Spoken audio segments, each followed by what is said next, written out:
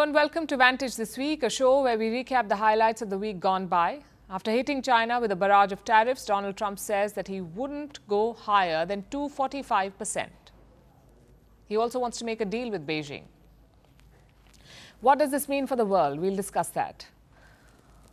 Also, is the world on the brink of an economic crash? Economists and regulators have sounded an alarm. They say that global trade will shrink this year, and they blame Donald Trump's tariffs for this. Tech giant Meta faces an antitrust case in the US. Will it be forced to sell Instagram and WhatsApp?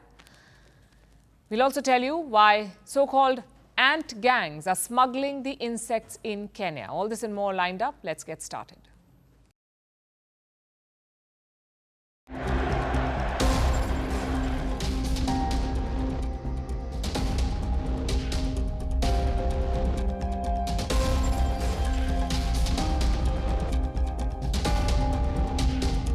I believe we're going to have a deal with China.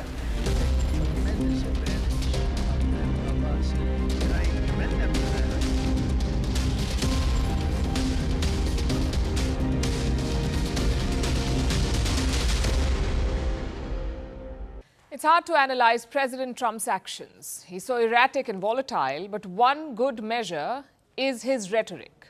That gives you an idea about where he stands. On his so-called Liberation Day, when he announced tariffs on the whole world, the rhetoric meter was through the roof. Trump accused other countries of raping and pillaging America. 15 days later, the meter has cooled down. He's been raising tariffs on China like a monopoly game. But that tit-for-tat could be ending. US President Trump has hinted that he wouldn't go higher than 245%. Well, at a certain point, I don't want them to go higher because at a certain point, you make it where people don't buy. So I may not want to go higher, or I may not want to even go up to that level. I may want to go to less because, you want people to buy. And at a certain point, people aren't going to buy. Not just that, he's also looking for a deal. Trump claims that China has reached out to him for talks, and he says a deal could be struck in weeks. Listen to this. Sorry, has he called you directly, President Xi, or reached out? Well, you'd think it was pretty obvious that he has, but we will talk about that soon. It's not that important because, honestly, we're going to have a deal. I believe we're going to have a deal with China. How much time do you think? I would think over the next 3 or 4 weeks. I think maybe the whole thing could be concluded. 3 to 4 weeks. If Trump is serious, this is good news. But it also exposes his hand. Just think back to what he said leading up to the tariffs, that America had been ripped off, that America had to bring back jobs, that the trade deficit had to be wiped out. Can you strike a deal to solve these problems in 1 month? Logic says no. But Trump may not have an option. Investors and businesses are questioning his policy. Elon Musk is distancing himself. Foreign allies are looking for other options. So Trump is pretty much alone here. Not even his central bank is supporting this campaign. I'm talking about the US Federal Reserve, or the Fed as they call it. Its chair was appointed by Trump back in 2018. His name is Jerome Powell. Now, Powell is not a fan of these tariffs. He says it will raise inflation and slow down growth. Unemployment is likely to go up as the economy slows in all likelihood, and inflation is likely to go up as tariffs find their way, and some part of those tariffs come to be paid by the public. So that's the strong likelihood. Powell was also asked about the stock markets. Would he intervene if they collapse too much? The answer was a resounding no. Needless to say, Trump is angry about this. He wants the Fed to lower the interest rates. Only then will Americans get cheaper loans. Only then can they spend freely. But Jerome Powell is in no mood to do that. He is expecting inflation to rise. So the last thing on his mind is a rate cut. Where does that leave Donald Trump? First, he lashed out on social media. He said Powell's termination cannot come fast enough. His plan is to ask the Fed chief to resign. You said that the termination of Jerome Powell cannot come fast enough. He says he won't leave even if you ask him to. Oh, he'll leave. If I ask him to, he'll be out of there. I don't think he's doing the job. He's too late, always too late, a little slow, and I'm not happy with him. I let him know it, and Oh, if I want him out, he'll be out of there real fast, believe me. Just one problem, though. Jerome Powell is not planning to resign. After Trump won in November, he was specifically asked about this. Would he step aside if Trump asked him to? Listen to the response. Some of the president-elect's advisors have suggested that you should resign. If he asked you to leave, would you go? No. Can you follow up on, do you think that legally you're not required to leave? No. So it's a stalemate. Trump wants Jerome Powell to leave, but the Fed chief has no intention of doing so. Then what can Trump do? Can the president simply fire him?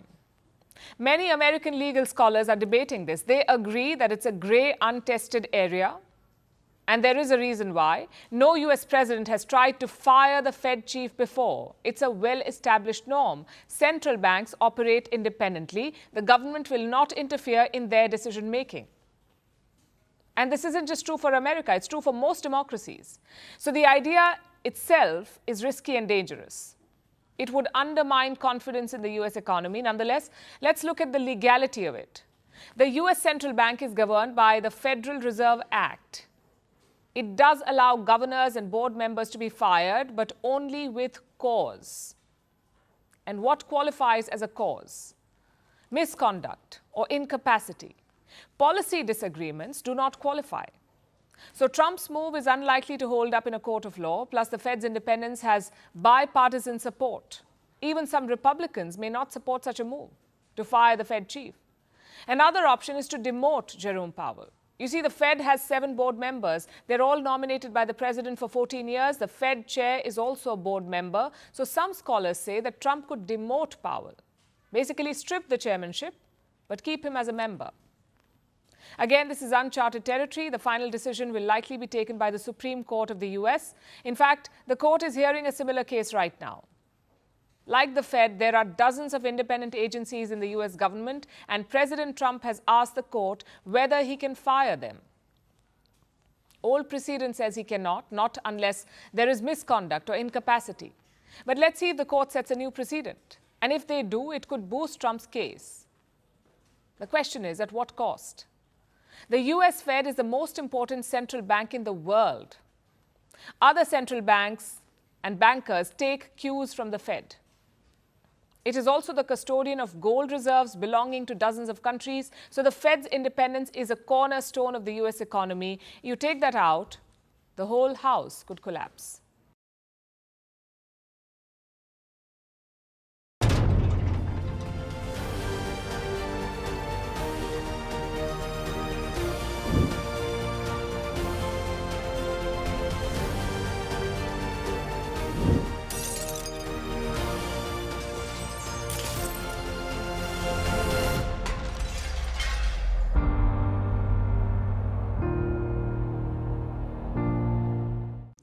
In the last 2 decades, there have been 2 major economic crashes.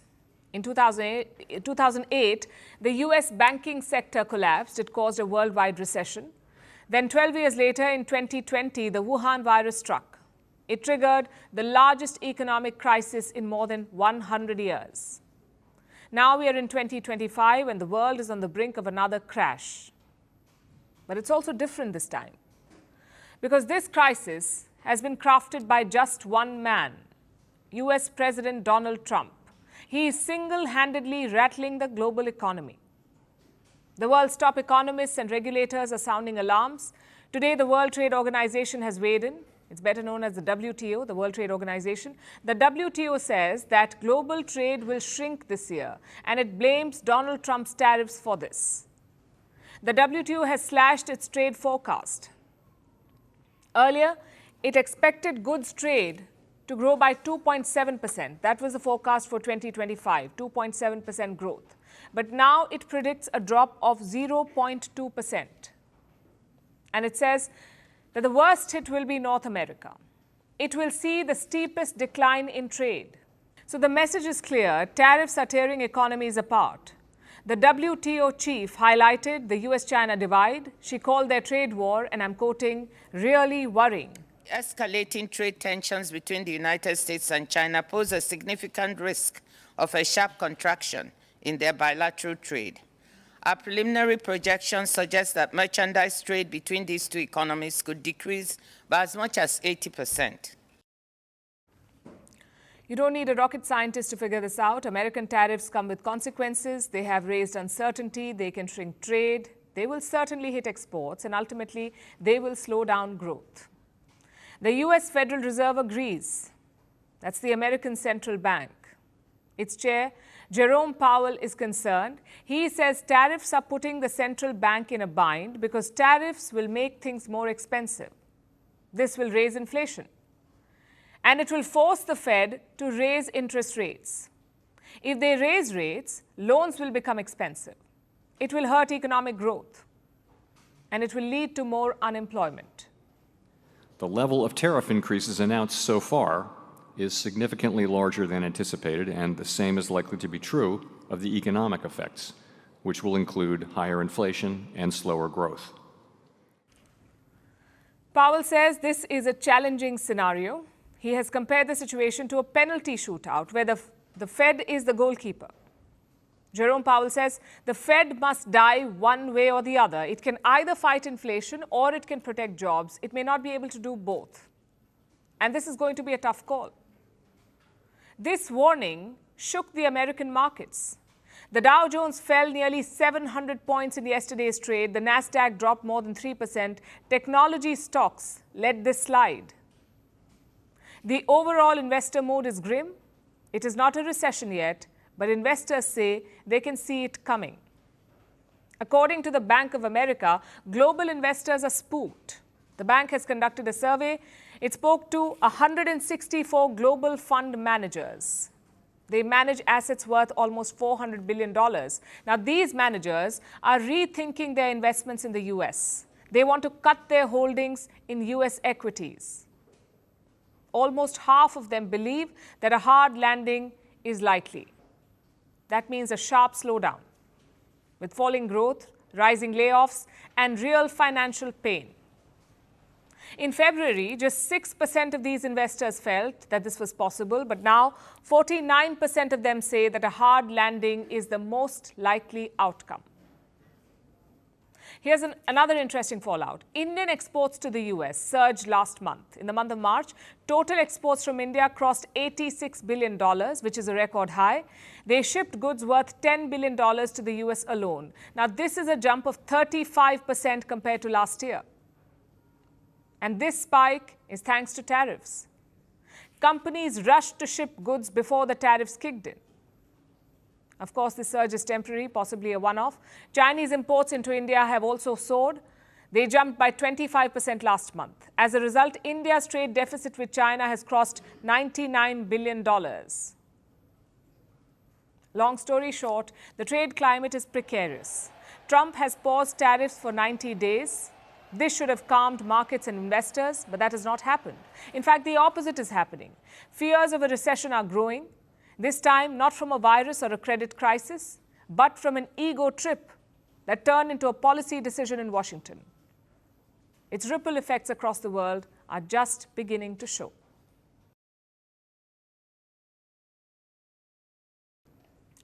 Now let's talk about China. It is knocking on India's doors once again with some urgency this time. The US has slapped 245% tariffs on China. Striking a deal is out of the question at the moment, so Beijing is looking for backups. And India is a fantastic option for them. Chinese firms are warming up to Indian regulators. They are willing to accept New Delhi's terms. They're keen to do business with India and in India. And they're ready to take a backseat in joint ventures, anything to get them an entry. More and more Chinese companies are ready to accept this, like the Shanghai Haili Group. They make air conditioners. And Haier, which is an electronics company, reports say that they're open to India's rules now. Because if they lose the American market, they will need India. And if they wait too long, other competitors could take the lead. Companies from South Korea, Japan, and Europe, they're all fighting for the same market share. So Chinese companies are feeling the heat, and Beijing is trying to help them out. China is ready to work with India to view and handle China-India relations from a strategic and long-term perspective under the strategic guidance of the leaders of both countries. Taking the 75th anniversary of diplomatic relations as an opportunity, China will work with India to enhance strategic mutual trust, strengthen exchanges and cooperation in various fields, deepen communication and coordination on major international affairs, jointly maintain peace and tranquility in the China-India border areas, and promote the healthy and stable development of bilateral relations. So China wants to improve ties with India, and it is starting with the low-hanging fruits like visas. China is fast-tracking visas to Indians. This year, they have issued more than 85,000 visas to Indians already, 85,000 so far this year. The Chinese embassy wants more Indians to visit. They have simplified the visa rules, no appointments to file applications, no biometrics for short trips, and fast approvals. That's what the Chinese embassy is promising. Basically, China is trying to build a new image. It is promising a more open, a friendly China to Indians. And the message comes directly from President Xi Jinping. Earlier this month, he wrote a letter to the Indian president. He spoke of a dragon-elephant tango, a metaphor for the two nations working together. But India remains cautious. Commerce Minister Piyush Goyal has made India's position clear. He said this on multiple forums in recent days, that India is not encouraging Chinese investment, and that trusted partners would get priority, like countries from Europe and North America. Nations that play by the rules and offer equal opportunities. They will be prioritized. That's what Goyal has repeatedly underlined in his public statements. He highlighted the case of BYD, the Chinese EV maker. BYD is the world's largest seller of EVs. It wanted to build a factory in India, but New Delhi rejected the proposal. Piyush Goyal has said that it is a no to BYD. India's position on Chinese companies is quite clear. They will have to play by India's rules. And that means no dumping and no backdoor deals, which happens to be a growing risk for India. Trade data shows a growing imbalance. In 2024-25, India's trade deficit with China crossed $99 billion. Chinese imports continue to rise, especially in electronics and consumer goods. And now with the US tariffs biting, Chinese firms might dump even more goods in India. This is a major concern for the Indian economy, and it will have a bearing on the trade negotiations with the US. Let me explain how. Donald Trump has singled out China in his trade war. At the same time, he has imposed tariffs on every US trade partner. Why the others? One reason for that was rerouting. Experts believe that Trump wanted to close all backdoors so that China could not sneak in goods via other territories. And that is why India must be careful. It cannot be seen as helping China dodge the tariffs, even by mistake. This could backfire on New Delhi. It could hurt ties with Washington. And that is why the government of India is setting up a watch unit, basically an agency to track cheap imports and stop rerouting. The unit's larger goal is to protect local players and to make sure that Indian firms do not end up helping China dodge US tariffs. So while Beijing may be warming up to New Delhi is in no rush to strike deals. It is choosing partners carefully and keeping its eyes wide open. Once upon a time, luxury was made in Europe. France had Chanel, Italy had Gucci. The UK had Burberry. The West made these brands. The East made the knockoffs. That was how it worked.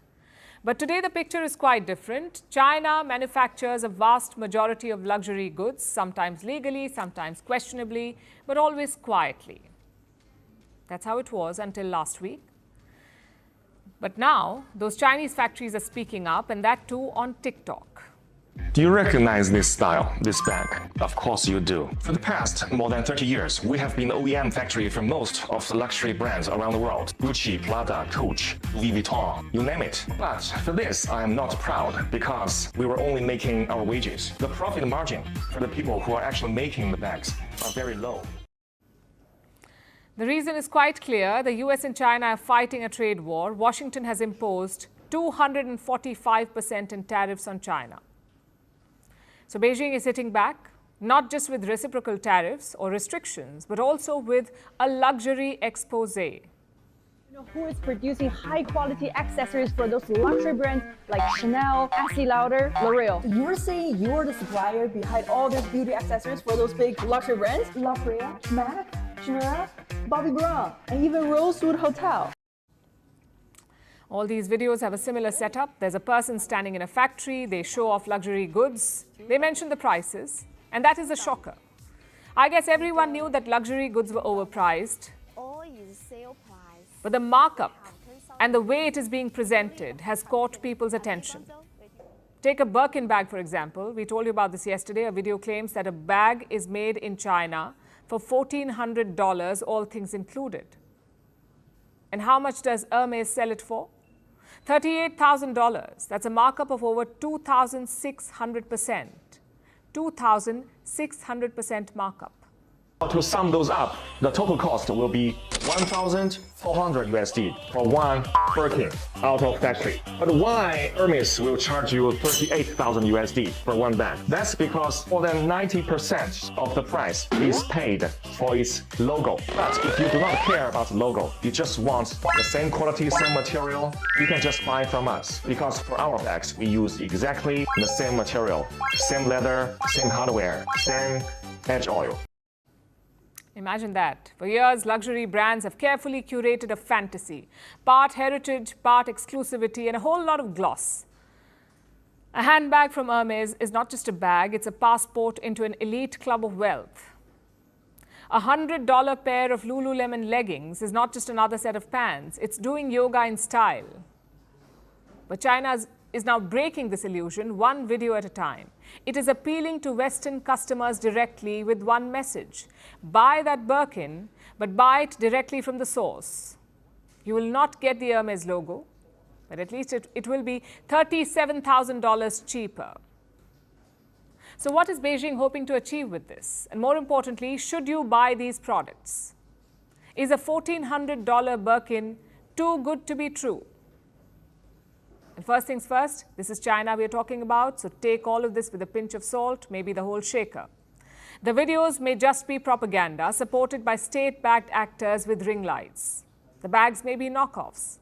After all, China is the world's biggest counterfeit producer. It makes 86% of the world's fakes and copies, 86%. So it could be a very high-quality dupe.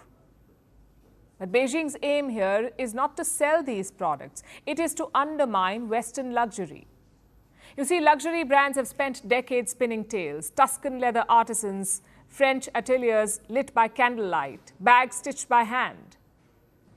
But behind all of this lies a very pragmatic reality, the reality of globalized manufacturing.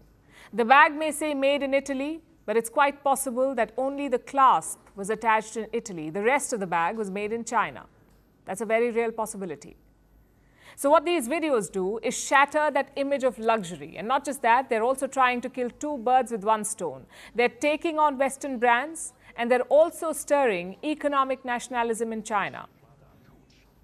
For years, made in China was seen as cheap. These videos are rebranding it as luxurious. They aim to show China as a producer of quality, not just quantity. So should you buy them? Well, it is an expensive gamble.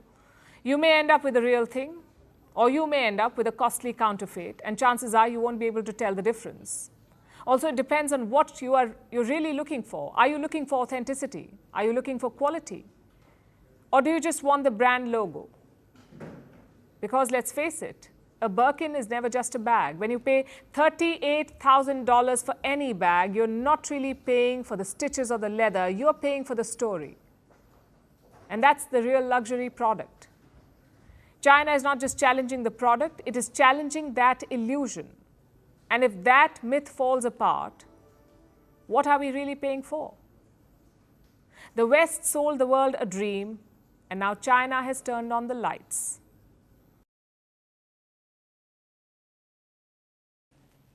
Have you heard of burner phones? They're cheap, prepaid phones. You buy one, you make the call, and then you toss it.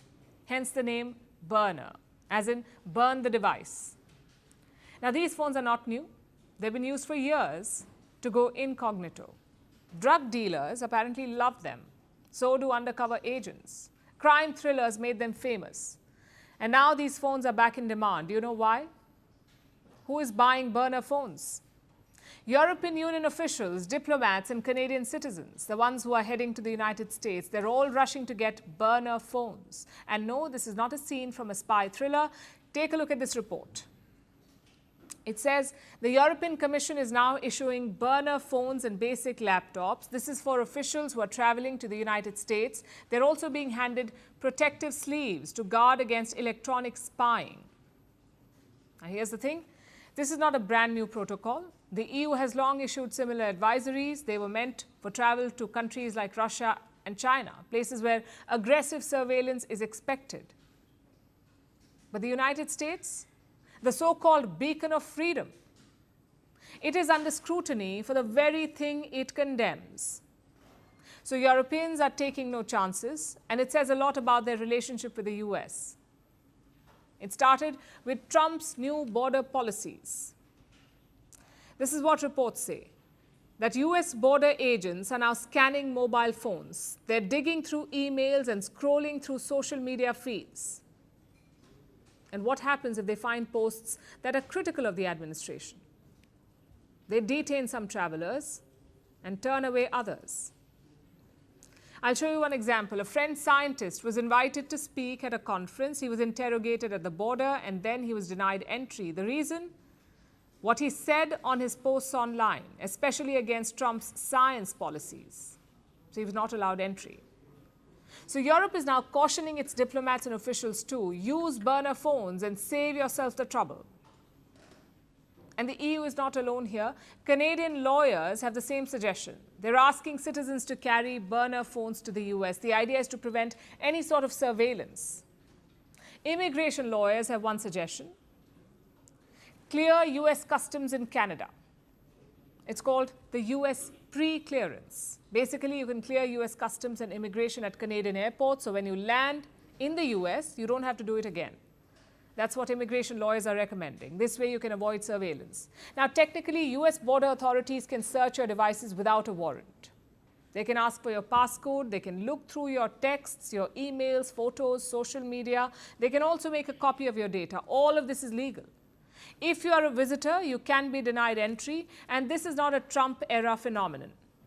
Even before this administration, US Customs and Border Protection had sweeping powers. These powers were expanded post the 9/11 attacks, and they were never quite rolled back. What Trump has done is make it worse. His policies have not introduced surveillance, they have intensified it. This is being done to crack down on immigration. But the result is chaos. Visitors are being detained, they are being turned back. Many countries have issued advisories, and we are now seeing the slow unraveling of a perception that democratic nations do not behave like surveillance states. The United States has long styled itself as a land of the free, a place where freedom of speech is a birthright and dissent is patriotic. But policies like these blur that picture. They raise a very uncomfortable question. If your freedom of expression ends at the border, was it ever truly freedom?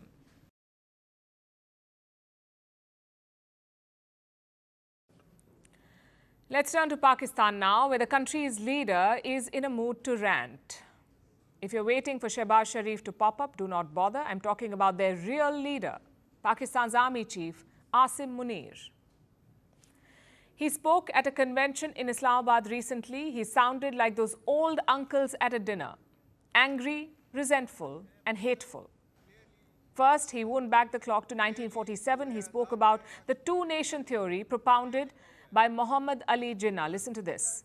Pakistan की कहानी अपने बच्चों को जो है आपने जरूर सुनानी है ताकि वो पाकिस्तान की कहानी ना भूलें. Well, our forefathers they thought that we are different from the Hindus in every possible aspect of life. Our religion is different, our customs are different, our traditions are different, our thoughts are different, our ambitions are different. That was the foundation of the two-nation theory that was laid there. That we are two nations, we are not one nation. So because of that, our forefathers, they struggled. mounted that incessant struggle to create this country. Now, some background here. Before 1947, there was no Pakistan. Indian Hindus and Muslims used to live together.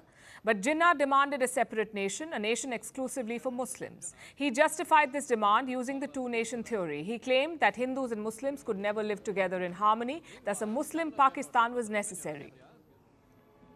Why is General Munir talking about this now, almost 8 decades later? We'll come to that in a bit, but first, listen to what the general said on Kashmir. Our stance on Kashmir is absolutely clear. It was our jugular vein. It is our jugular vein. We will not forget it. And we will not leave our Kashmiri brethren in their heroic struggle, what they are waging against the Indian occupation. The general is right about one thing. We are very different countries and societies.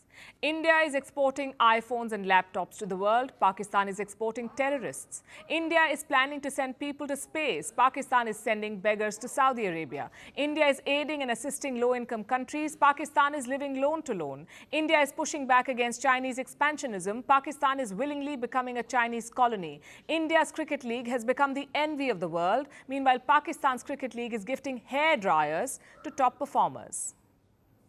I could go on, but you get the gist. This is a hateful and provocative rant by the Pakistani army chief. India has criticized his comments. New Delhi is asking Pakistan to vacate Kashmir. How can anything foreign be in there in a jugular vein? This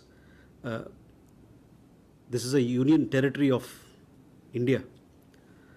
Its only relationship with Pakistan is the vacation of illegally occupied territories by that country.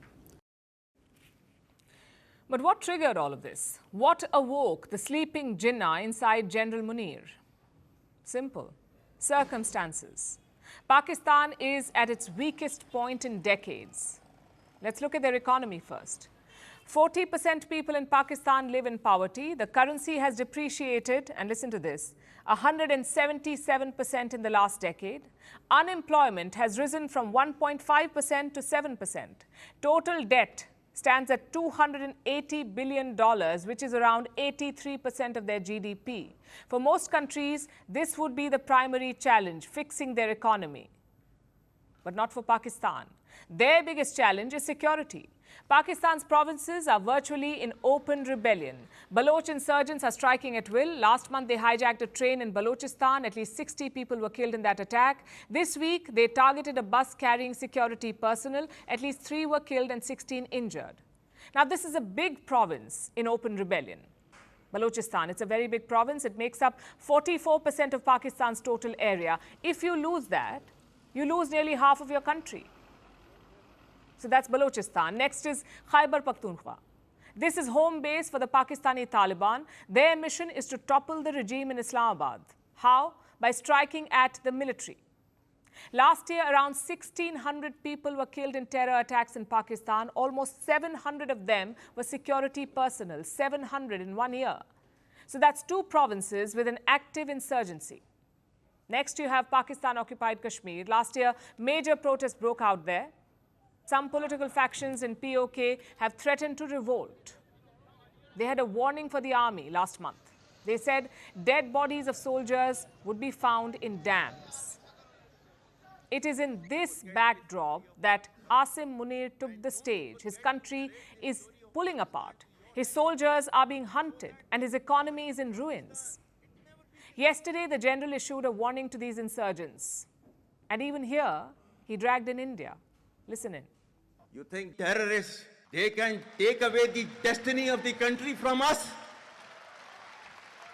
If this great Pakistani nation and the Pakistani armed forces, if 1.3 million Indian army with all their wherewithal, if they cannot intimidate us and they cannot coerce us, these terrorists can subdue the armed forces of Pakistan.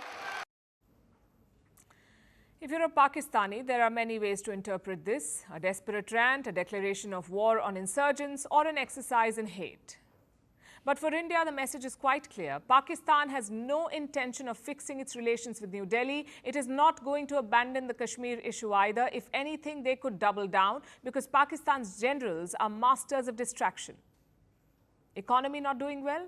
Rewind to the two-nation theory. No jobs for the youth? Appeal to their Islamic beliefs. No end to insurgent attacks in provinces? Make up an imaginary threat from India. Asim Munir did all of this with one speech yesterday.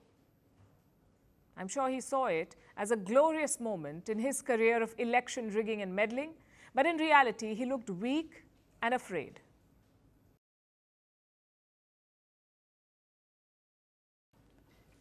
Picture this, a swarm of drones buzzing towards Indian skies, then a flash of light, precise, silent and deadly. In seconds, the drones are shot down. This is not an idea from a fictional thriller. This is India's new reality. India has successfully test-fired a homegrown laser weapon. The laser beam burst the targets into flames, and all of this happened with pinpoint accuracy. India is now part of an elite club. Only the US, Russia and China have tested such a weapon. Our next report has more. On the 13th of April, India entered an elite club of nations for the first time ever. India showcased its futuristic warfare capabilities. It fired a directed energy weapon. In short, a laser weapon. The test was undertaken in the state of Andhra Pradesh. The Defense Research and Development Organization, or DRDO, conducted the test. Here's how it went down. DRDO officials brought out the laser weapon to the testing field. And then they launched the targets. First, a single drone was shot down. Then a swarm of drones were brought down, and all of this happened in the blink of an eye. You blink, you miss, but the laser doesn't. The weapon that was showcased is a 30-kilowatt directed energy weapon. It is developed and designed by the DRDO and is completely made in India. It is basically a laser with multiple cameras and sensors. The sensors and cameras first detect a target. This could be a single drone or a swarm of drones. Then the weapon fires quick bursts of light energy or lasers to cut through any target, causing them to burst into flames. India has now entered an elite group of nations. Only the United States, China, and Russia are known to use lasers to neutralize aerial threats. India is now the fourth, and this is just the beginning. The DRDO is planning on making a much larger laser weapon, which will also be put on warships and aircraft. And DRDO officials say it will be India's Star Wars-like capability. We are also working on other high-energy systems like high-energy microwaves, electromagnetic pulse. So we are working on several technologies which will give us the Star Wars capability. So why is this a big deal? Because drones have become the go-to weapons of choice. They dominate the modern-day battlefield. They are cheap, reliable, agile, and deadly. But defending against drones remains a challenge. Militaries would often resort to anti-drone systems. These are large weapons that cost at least a few $1,000s. They use high frequencies and microwaves to bring down drones, and they have something called as the cool-off period, which means that after some time the anti-drone systems need a break. That is not the case with laser weapons. Even though a laser is a concentration of extreme energy, the system itself uses less energy to fire lasers compared to other anti-drone systems. So lasers can be fired at multiple targets and still not be at the risk of overheating. India now has an effective solution to combating drones. That is bad news for its neighbors, particularly Pakistan. In recent months, drone incursions in India's border regions have increased, but deploying multiple jammers and anti-drone systems remains a challenge for Indian armed forces. So the laser weapon system is the answer and a big boost to India's defense arsenal.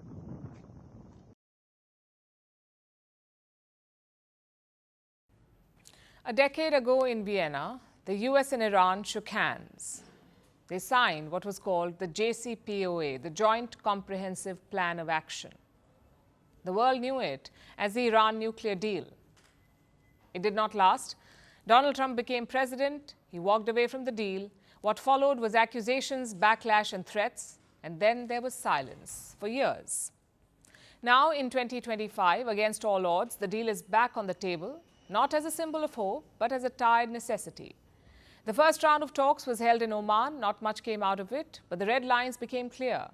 For the US, it's all about a nuke. Iran cannot have a nuclear weapon.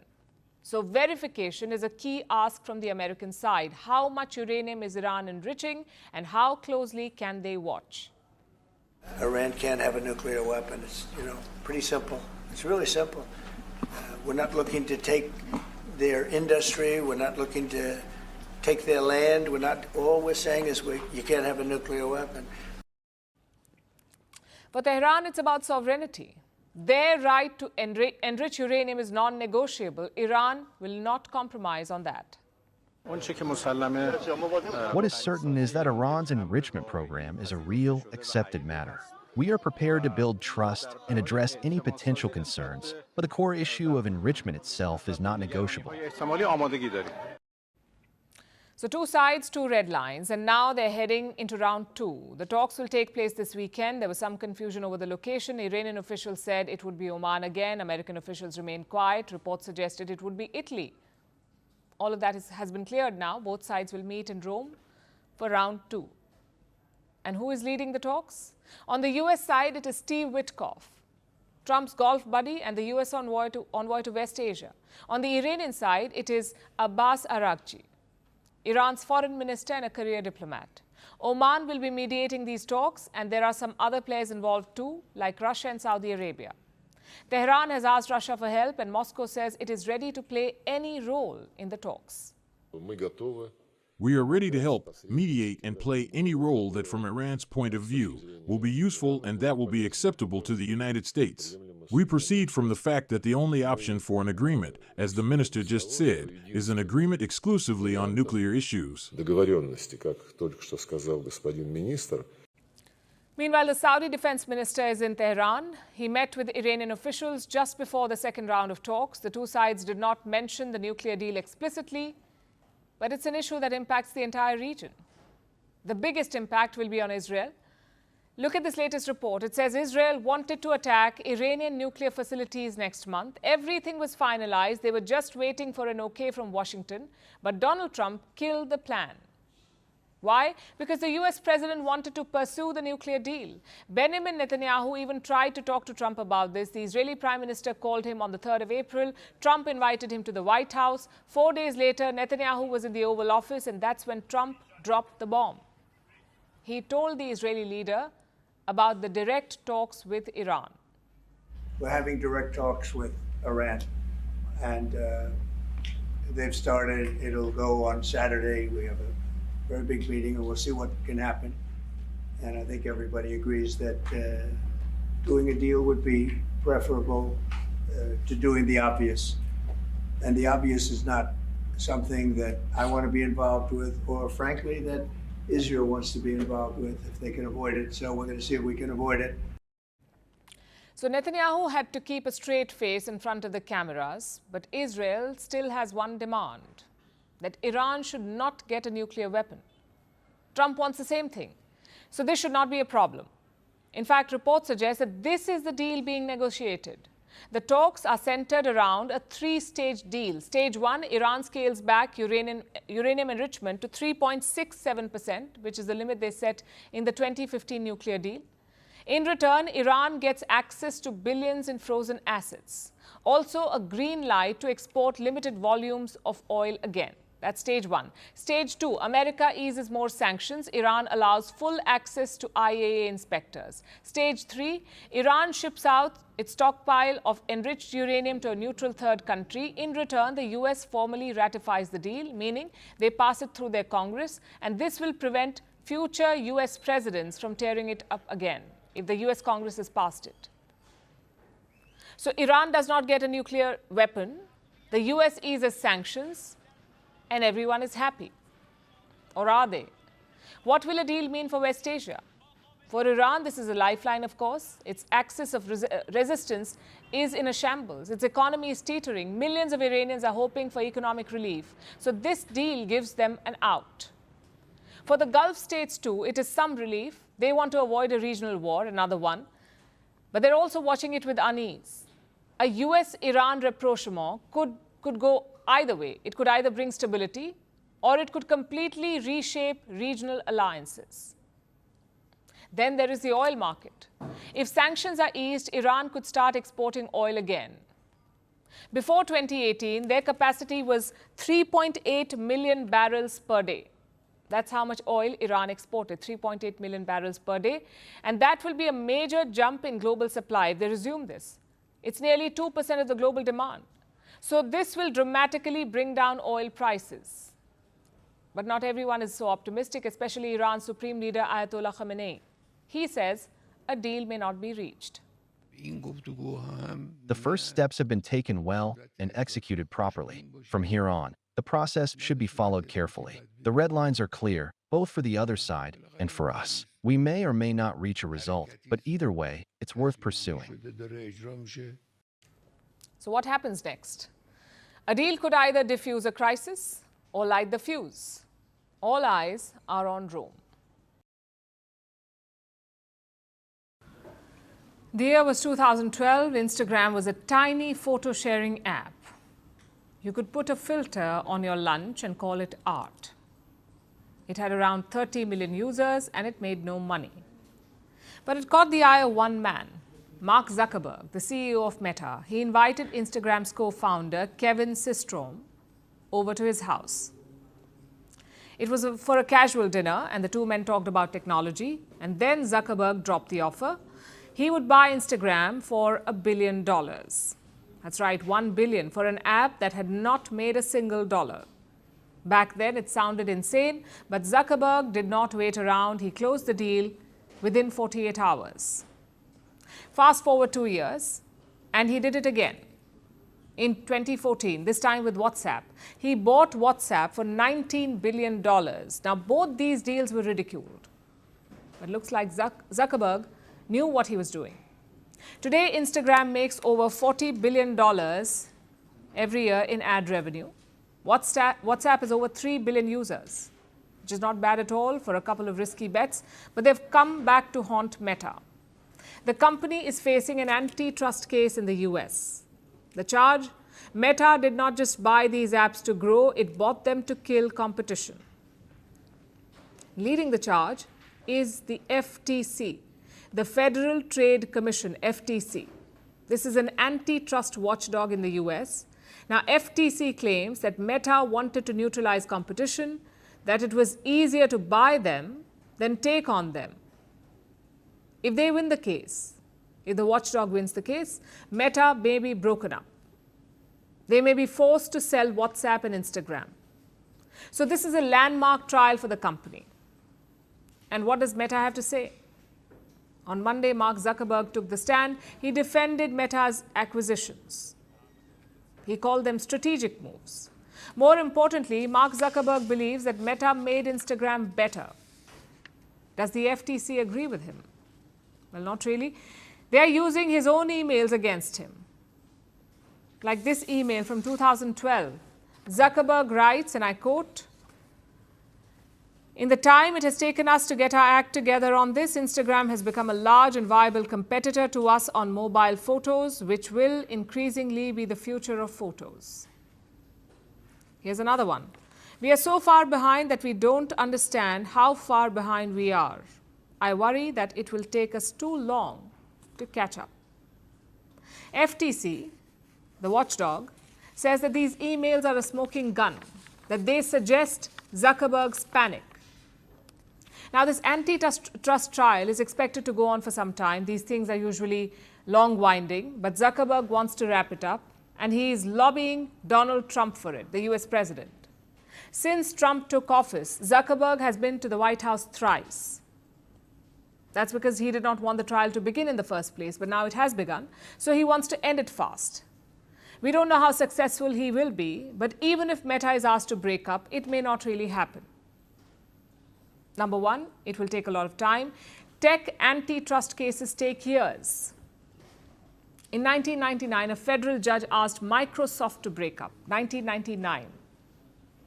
The company appealed it. The decision was overturned. So antitrust corporate breakups are very rare, even when the government is pushing for it.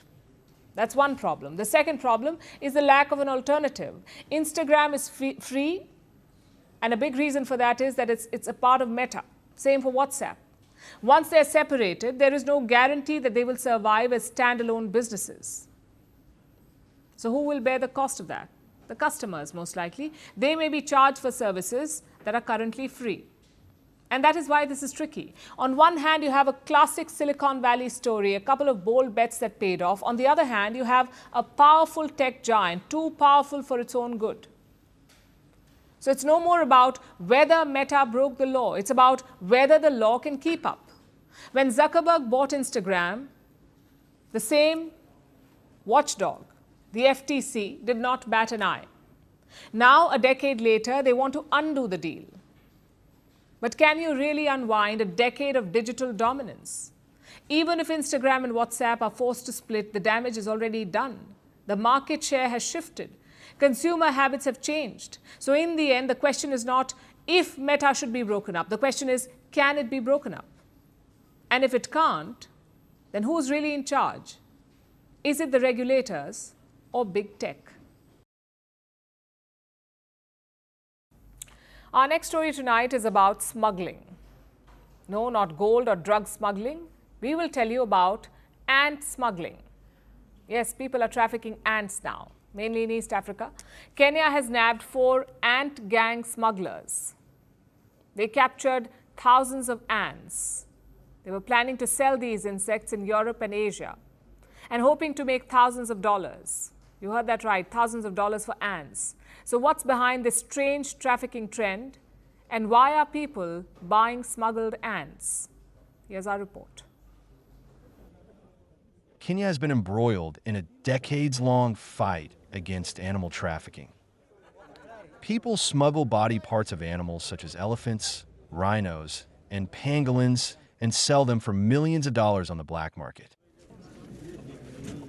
Usually, large species of wild animals fall prey to these illegal activities. But in recent years, trafficking trends have seen a change.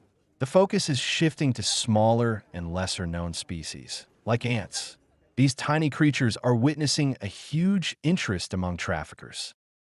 Like the 4 smugglers who have been arrested by Kenyan authorities. In 2 separate cases, 2 Belgian teenagers have been charged with wildlife piracy.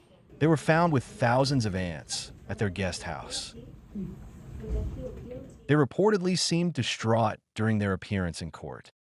We did not came here to break any laws. By accident and stupidity, we did. And I know breaking laws is for criminals, but I don't feel like a criminal. But according to authorities, they made calculated attempts to smuggle the ants. They captured 5,000 ants, packed them in thousands of test tubes, and filled them with cotton wool. This would have enabled the ants to survive for months and obscured the contents of the tube. 2 other men have been charged with illegal trafficking in the same courtroom. One of them is Kenyan, the other is Vietnamese. Both the men were arrested in Nairobi, where they were found with 400 ants in their apartments. These cases may sound absurd. After all, why would people capture ants? Because it is a lucrative business. The contraband included the mesocephalotes, or the giant African harvester ants. As the name suggests, they are large. They can grow up to 25 millimeters. They have a bold color. They're native to East Africa, and they're considered exotic, mainly in Europe and Asia, where the so-called ant smugglers plan to take them. If they were successful, in all likelihood, they would have made a bounty.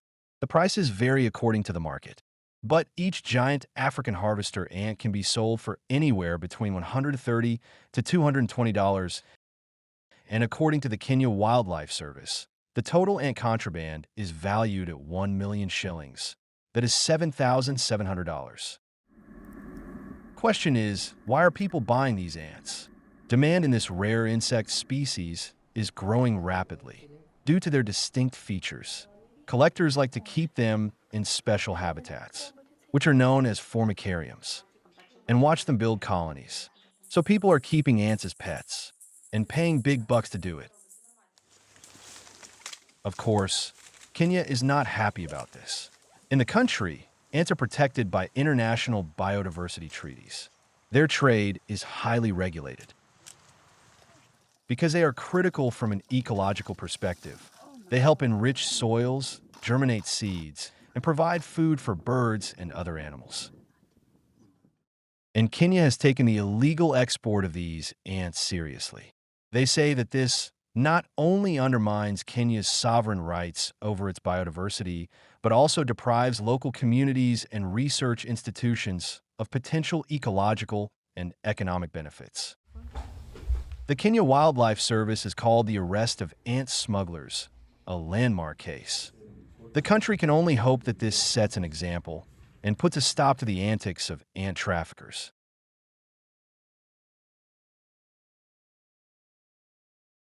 It's league cricket season in this part of the world. I'm sure you know the IPL is underway, but guess what? Pakistan's cricket league it also began this Friday. It's also on. One of the first matches was played between Multan and Karachi. The team from Karachi ended up chasing 235 runs in just 19 overs, all thanks to English batter James Vince.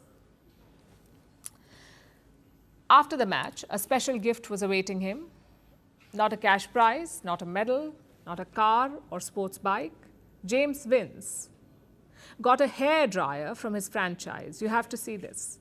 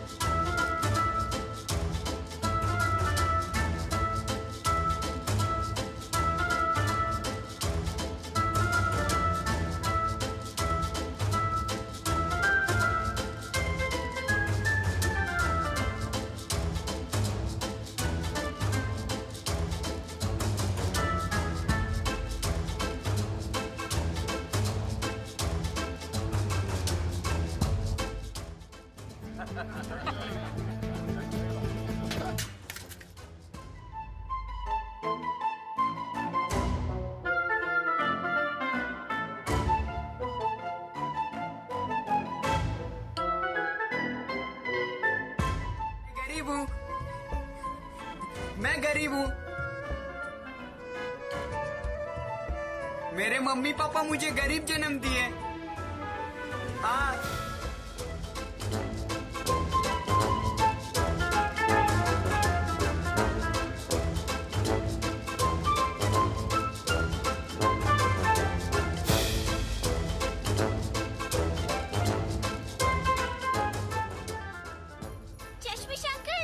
मुझे एक बर्फ का गोला खिलाओ ना।